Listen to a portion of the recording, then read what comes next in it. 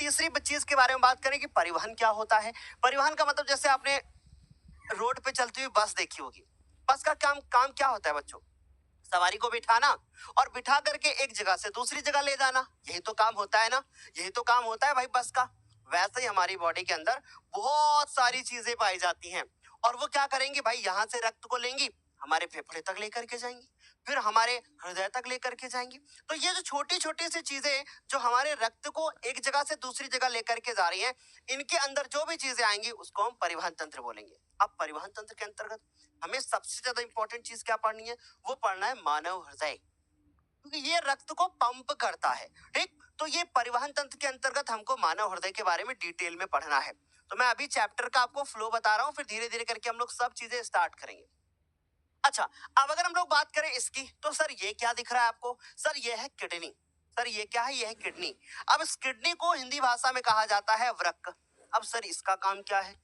ये क्या करती है? ये हमारी बॉडी में जो वेस्ट प्रोडक्ट होता है, जैसे अगर हम बात करें रक्त, तो रक्त को छानने का काम करती है, फिर उससे वेस्ट प्रोडक्ट बनता है। समझ में आ रही बात? यानी रक्त एक वेस्ट प्रोडक्ट नहीं है, यानी एक खराब पदार्थ नहीं है, उसको छानने का काम करती है और उससे फिर मूत्र बनाती है। यानी सर समझ गए कि ये किडनी का काम है कि रक्त को लेना और रक्त से फिर क्या करना? मूत्र का निर्माण करना। यानी उसको छान करके फिर जो वेस्ट मटेरियल निकलेगा वो मूत्र निकलेगा, फिर उसको अपनी बॉडी से बाहर कर देना। ये सारी चीजें हम लोग इस उत्सर्जन तंत्र के अंतर्गत पढ़ेंगे। अब मुझे बता दो, क्या हमारे बच्चे तैयार हैं आज के इस पूरे चैप्टर को हमारे साथ डिस्कस करने के लिए? वाह क्या बात है, बहुत बढ़िया। अच्छा, कितने लोग ऐसे हैं जिन्होंने पहले से मेरे से ये चैप्टर पढ़ रखा है? ऐसा कोई है क्या? ऐसा कोई है जिसने पहले से मेरे से एक चैप्टर पढ़ रखा है? ऐसा कोई है क्या? एक बार फटाफट से बताओगे। है ऐसा कोई जिसने मेरे से पहले से चैप्टर पढ़ रखा हो? चलिए चीजों को स्टार्ट करते हैं अब। सबसे पहले हम बात करते हैं अब किसकी? पोषण की। भाई पोषण क्या होता है समझने की कोशिश करना। मान लीजिए कि आपने भोजन को ग्रहण किया, यानी आपको कोई खाद्य पदार्थ दे रखा गया है। ठीक है, आपने क्या किया? आपने कोई एक खाद्य पदार्थ लिया। उस खाद्य पदार्थ का मतलब समझते हो? भोजन, ठीक, जिसको आप खा रहे हो। उस खाद्य पदार्थ से आपने क्या किया? उससे आपने क्या किया? उससे आपने उसको सबसे पहले आपने पचाया। यानी सबसे पहले आपको खाद्य पदार्थ मिला या भोज्य पदार्थ मिला आपको, फिर आपने उसका क्या काम किया? उसको पचाया। और पाचन करने के बाद फिर कैसे क्या किया? पाचन करने के बाद फिर आपने उससे अवशोषण किया। किसका अवशोषण किया? ऊर्जा को अवशोषण कर दिया, यानी ऊर्जा को अवशोषित कर दिया। और फिर उसके बाद ऊर्जा को अवशोषित करने के बाद फिर क्या कर दिया? फिर उसी ऊर्जा का उपयोग आपने क्या कर लिया? शरीर की वृद्धि में लगा दिया। उसी ऊर्जा का उपयोग करके आपने किस में लगा दिया? शरीर की वृद्धि में लगा दिया। यानी सर हम समझ गए कि भैया पोषण वह प्रक्रिया है जिसमें कोई भी जीव जो होगा वो खाद्य पदार्थ को पचाएगा, फिर उससे ऊर्जा को अवशोषित करेगा, फिर अपने शरीर में वृद्धि कर लेगा। यानी गुरुदेव हम समझ गए कि पोषण एक प्रकार की वह प्रक्रिया है, जिसमें कोई भी जीव एक खाद्य पदार्थ को खा करके, उसको पचा करके, उससे ऊर्जा को अवशोषित करके और फिर अपने शरीर की वृद्धि कर लेता है। यहाँ तक तो हमारे आराम से बच्चों को समझ में इतनी बात आ रही होगी। अब गुरुदेव बड़ी समस्या ये है कि ये पोषण भी दो प्रकार का होता है क्या? हाँ जी भाई, ये पोषण भी दो प्रकार का होता है। अब ये दो प्रकार का पोषण सर किस प्रकार से होता है, क्या इसको थोड़ा डिटेल में बताओगे क्या? चलो मैं इसको थोड़ा डिटेल में समझाने की कोशिश करता हूँ बच्चों को। सर हमारे बच्चों को सब कुछ क्लियर है ना? किसी को कोई डाउट तो नहीं है? बहुत बढ़िया। अगर किसी बच्चे को कोई डाउट हो, कुछ भी पूछना हो तो लिख सकता है वो, है ना? चलो चलो ध्यान से समझ में आ रही है बात कि खाद्य पदार्थ से भोजन को पचाना, फिर उसे ऊर्जा को अवशोषित करना, फिर उसके बाद उससे अपने शरीर की वृद्धि करना, इसे कहा जाता है पोषण। ठीक, अच्छा सर ये पोषण भी दो प्रकार का होता है क्या? हाँ, ये पोषण भी दो प्रकार का होता है। अब पहला जो पोषण होता है वो कहलाता है स्वापोषण। पहला जो पोषण होता है उसे कहते हैं हम लोग स्वापोषण।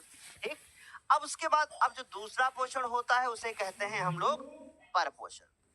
अरे गुरुदेव, ये स्वापोषण और परपोषण क्या होता है? इसे जरा हम लोग डिटेल में समझेंगे क्या? हाँ डिटेल में समझेंगे। स्वापोषण का मतलब होता है कि जैसे हम लोग बात करें पेड़ पौधे, तो पेड़ पौधे क्या करते हैं? पेड़ पौधे अपना हैं? रमेश मैं देख रहा हूँ तुक्के होगा। भोजन क्या करते हैं, स्वयं बनाते हैं, है ना। यानी पेड़ पौधों के द्वारा भोजन का स्वयं बनाना, है ना, भोजन का बनाना इसके अंतर्गत आएगा, स्वपोषण के अंतर्गत आएगा।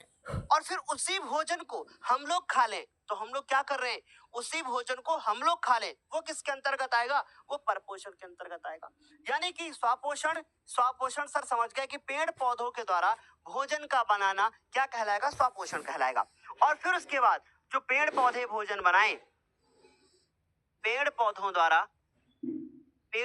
द्वारा जो भोजन बनाया जाए, पेड़ पौधों द्वारा बनाया जाने वाला भोजन, है ना, बनाया जाने वाला भोजन, बच्चों बहुत आराम से बताऊंगा, है ना, पेड़ पौधों द्वारा बनाया जाने वाला भोजन, बनाया जाने वाला भोजन हम लोग क्या कर रहे हैं, हम लोग पका करके खा लें, है ना। तो पेड़ पौधों के द्वारा बनाया जाने वाला भोजन किसी दूसरे जीव द्वारा, किसी दूसरे जीव द्वारा ग्रहण करके अपने शरीर की वृद्धि कर लेना, है ना, किसी दूसरे जीव के द्वारा ग्रहण करना, ये किसके अंतर्गत आएगा, ये परपोषण के अंतर्गत है।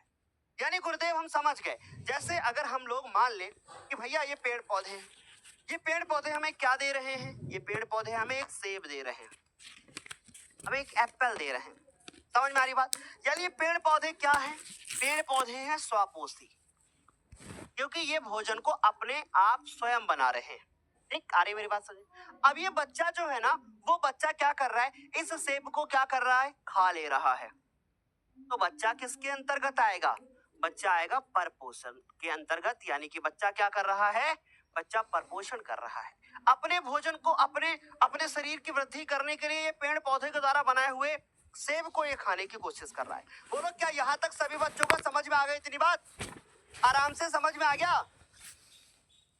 हाँ, जब तक सूरज चांद रहेगा ज्ञानोदय का नाम रहेगा। थैंक यू सो मच, बेहतरीन तरीके से बच्चों समझ में आ रहा है ना, किसी को कोई डाउट तो नहीं है ना, है ना, अच्छे से क्लियर हो रहा है। चलिए आगे चलते हैं, हमें ये चीजें समझ में आ गई होंगी कि भैया वह जैव प्रक्रम जिसमें जीव अपने भोजन का निर्माण क्या कर ले, स्वयं कर लेता है, उसे कहते हैं हम लोग स्वपोषण। यहाँ तक आराम से समझ में आ गया।